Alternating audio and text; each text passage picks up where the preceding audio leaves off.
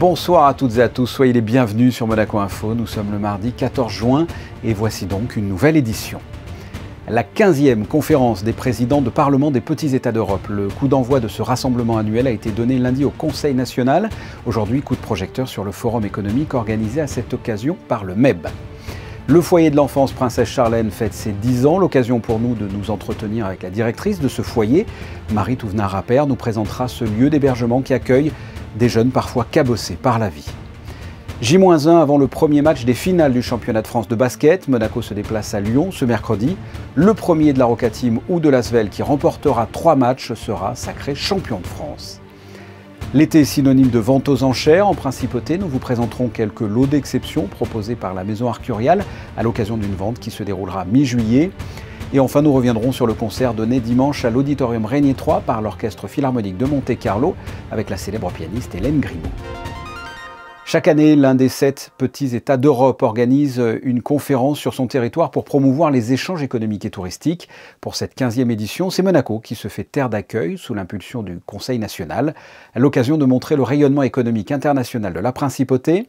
Un reportage de Julia Vial, Sylvain Péroumal et Alexandre Gougassian.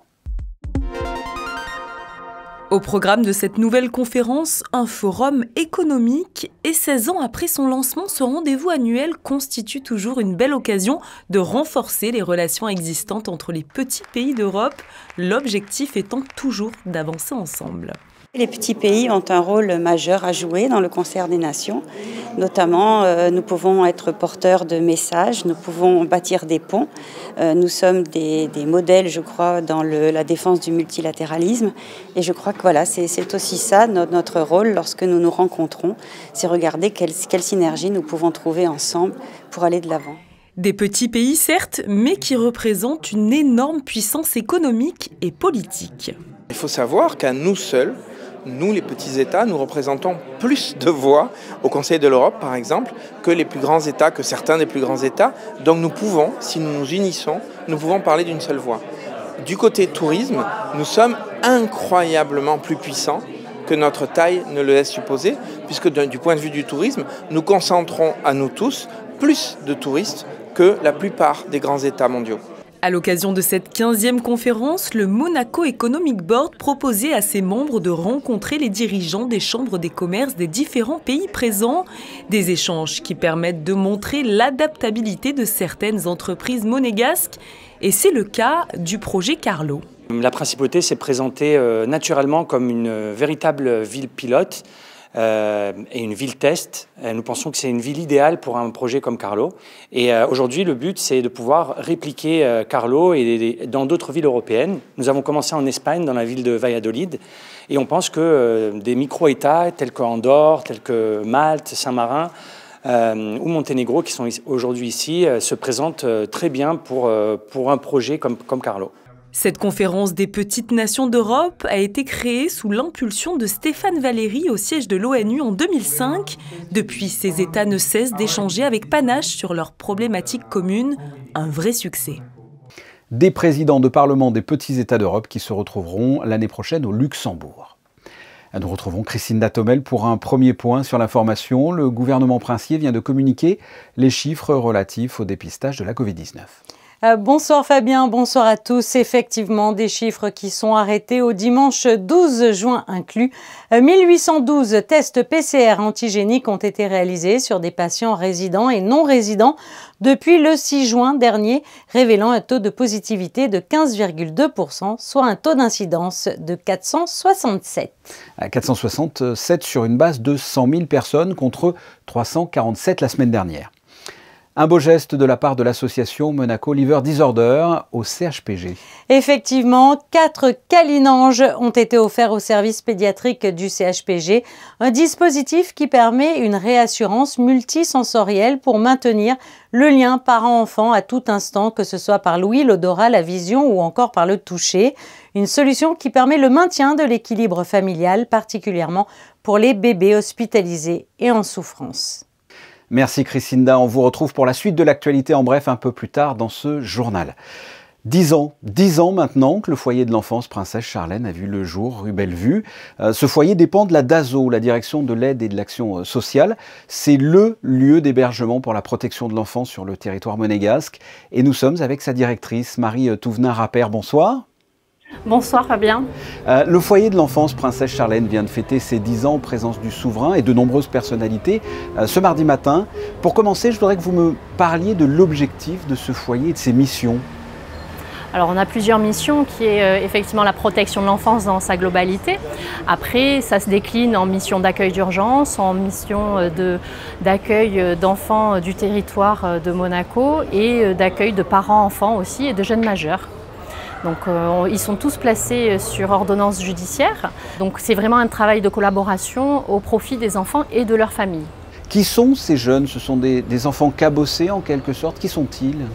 On a toutes sortes de situations, ça peut effectivement des enfants avec des troubles psychiques, des enfants dont les problématiques familiales sont trop complexes pour rester à domicile, des conflits familiaux envers les adolescents, du rattrapage scolaire ou des choses comme ça où c'est un petit peu compliqué pour eux de rester en famille pendant un temps et nous on est là pour les prendre en charge à ce moment-là et pouvoir apaiser la situation entre les familles et l'enfant. Comment ça se passe? Qui décide qu'un enfant doit venir comme ça chez vous ou pas?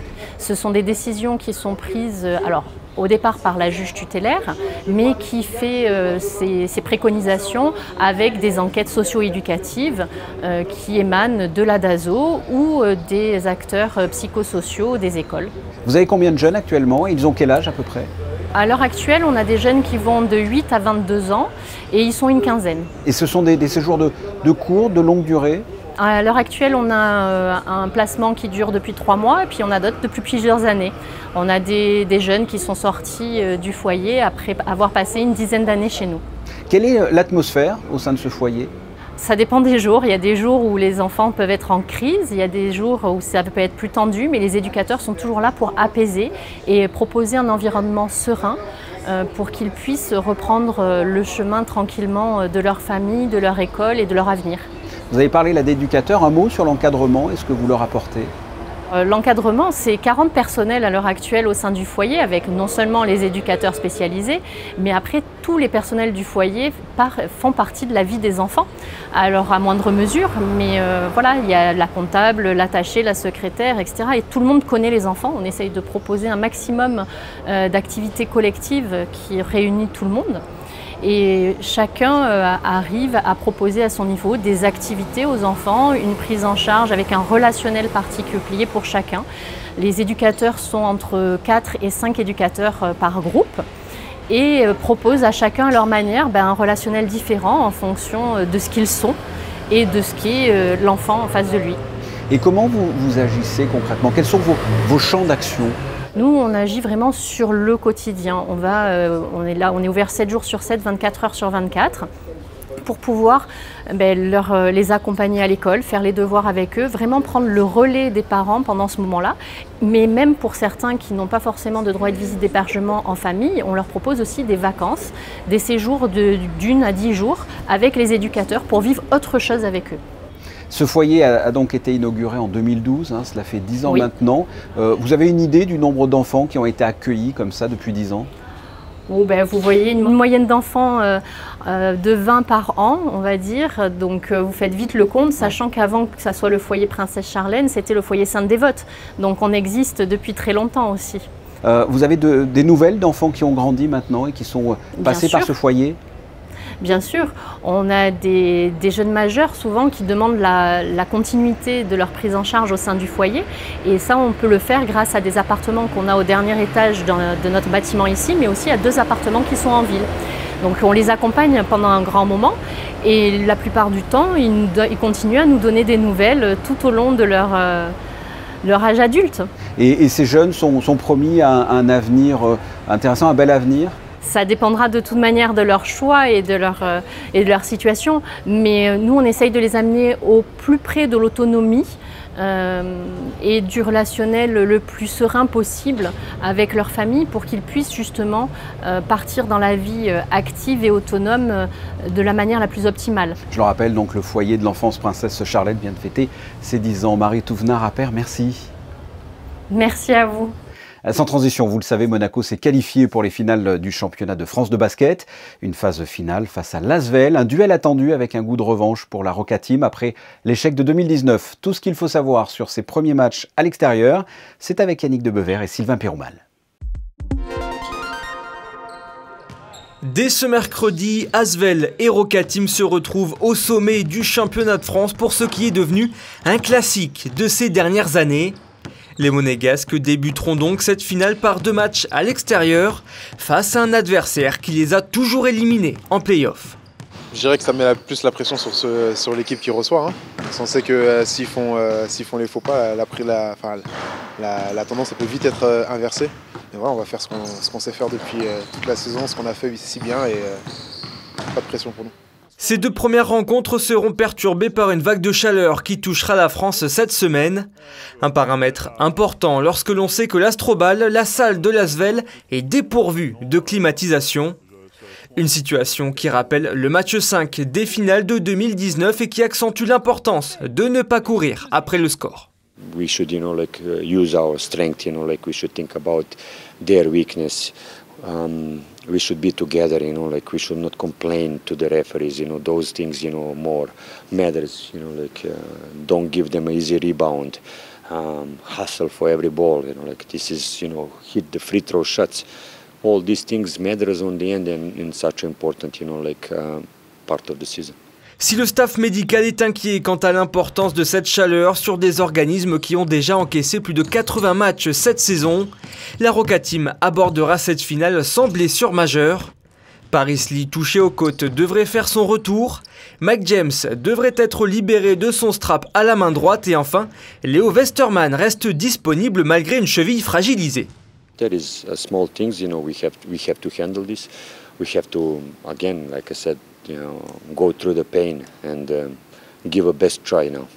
2 victoires partout, voilà le bilan des confrontations entre Asvel et Monaco cette saison. C'est désormais une nouvelle page de la rivalité entre ces 2 clubs qui s'ouvre ce mercredi. Coup d'envoi prévu à 20h30. Et après ces 2 matchs à l'extérieur, sachez que Monaco reviendra jouer à Gaston-Médecin pour la 3e manche, lundi 20h30. La billetterie est déjà ouverte. Crescinda, ce dimanche a eu lieu la nouvelle édition de la Coupe Prince Albert II de taekwondo. Oui, une manifestation très orientée sur les enfants avec un système de compétition assez novateur. Il s'agissait d'un tournoi amical réunissant tous les jeunes sportifs des clubs de la région. Les taekwondoïstes en herbe et leurs accompagnateurs ont pu participer à la Coupe du Prince Albert II, un rendez-vous qui présentait des combats artistiques individuels ou encore en équipe. Au programme, des coups de pied sautés, d'habileté ou encore de rapidité, mais aussi des coups de poing de vitesse. Et puis le prochain Tuesday Live Session aura lieu le jeudi 23 juin au Grimaldi Forum. Effectivement, et c'est sur la route du blues rock que nous emmènera le quatuor Babel Blues. Comme son nom l'indique, la Porte du Blues est un groupe de rock psychédélique marocain qui s'inspire des traditions gnawa et hassani, alliant rock, musique actuelle et musique populaire marocaine. Les chansons de ce quatuor franco-marocain donnent envie de se lever et de danser. Alors surtout, retrouvez-les le jeudi 23 juin au Grimaldi Forum dès 18h30. Et nous y serons pour enregistrer votre émission musicale Backstage. Arcurial reprend ses quartiers estivaux sur la Riviera. Des rendez-vous à ne pas manquer pour les collectionneurs de l'eau rare, avec plusieurs ventes aux enchères prévues au mois de juillet. Julia Vial et Lionel Bernardi sont allés à la découverte de ces lots d'exception. Cet été s'annonce scintillant sur le Rocher avec des pièces proposées aux enchères par Arcurial, des lots de bijoux, de montres, de sculptures et de bandes dessinées qui recèlent bien des trésors. Cette année, on présente quelques très belles ventes. Donc, évidemment, autour de l'horlogerie, des bijoux, les sacs Hermès, mais aussi Monaco Sculpture, très important. Maintenant, depuis 3 ans, ça sera la 3e édition cette année. Et aussi, un peu exceptionnel, un ensemble de très beaux aquarelles et œuvres de Enki Bilal, célèbre auteur de bande dessinée. Arcurial va d'ailleurs proposer aux acheteurs une collection unique, restée cachée plus de 40 ans dans un coffre. Elle s'appelle The Sparkling Collection. C'est une collection privée, de particuliers, 70 pièces d'œuvres, de montres de dames. Et on espère remporter un beau succès avec cette offre. Ces lots rares seront présentés lors d'une exposition publique à l'Hôtel Hermitage du 15 au 21 juillet. Ils seront ensuite proposés lors de différentes ventes aux enchères. La première débutera d'ailleurs le lundi 18 juillet. Ce dimanche, en fin d'après-midi, la célèbre pianiste Hélène Grimaud a joué avec l'Orchestre Philharmonique de Monte-Carlo, un moment musical qui a séduit le public monégasque. Reportage de Juliette Rappert.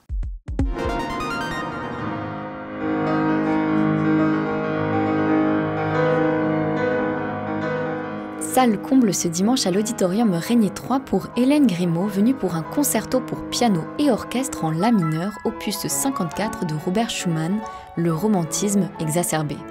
Née à Aix-en-Provence en 1969, elle est revenue le temps d'un concert sur la Côte d'Azur. C'est toujours un plaisir particulier de revenir dans cette région qui est splendide. Et c'est un baume pour l'âme, on arrive avec cette lumière, cette beauté qui vous entoure comme ça. Et puis après aussi la gentillesse, la générosité des gens. Quel plaisir de retrouver l'orchestre avec lequel j'ai eu une histoire depuis comme ça maintenant 25 ans. Donc on se sent chez soi. Admise au Conservatoire de Paris à l'âge de 13 ans, premier prix de piano en 1985, Hélène Grimaud est une star dans le monde classique et le public monégasque était ravi de pouvoir voir ou revoir cet artiste de renom. C'était magnifique, pour moi c'était wild. It was wild, it was so much energy, it was unbelievable. She is a genius. Et elle est magnifique cette jeune femme, elle joue tellement bien. Formidable. Je la connais de longue date, je ne suis pas déçue. Absolument merveilleux. J'étais très impressionnée par sa puissance et sa douceur aussi. Standing ovation pour cette grande pianiste venue terminer sa tournée de 5 semaines en Europe à Monaco. Prochain rendez-vous avec l'Orchestre Philharmonique de Monte-Carlo, le jour de la fête de la musique, mardi prochain, à l'Auditorium Régnier 3, 18h30 pour un concert de musique de chambre. Retrouvons une dernière fois Christina pour la météo. Demain, la matinée sera nuageuse, mais quelques éclaircies subsisteront. Le temps se couvrira progressivement dans l'après-midi. La baignade sera agréable également, puisque l'eau de mer sera à 24 degrés. Côté température, comptez 22 pour les minimales et 29 pour les maximales. Le soleil se lèvera à 5h46 et se couchera à 21h15. Demain, nous fêterons les Germaines. Ils figurent parmi les meilleurs rugbymen de la planète et sont actuellement en principauté pour préparer un match face aux 15 de la Rose ce dimanche en Angleterre. Ils sont entraînés par Fabien Galtier, les Barbarians britanniques, composés essentiellement de joueurs du top 14. Ce sont les photos du jour prises par Stéphane Dana. Et sachez que nous reviendrons largement sur cette préparation à Monaco avec notamment Fabien Galtier en invité dans l'édition de mercredi. Ce journal est terminé. Je vous donne rendez-vous sans faute demain à 19h. À très bientôt. Au revoir.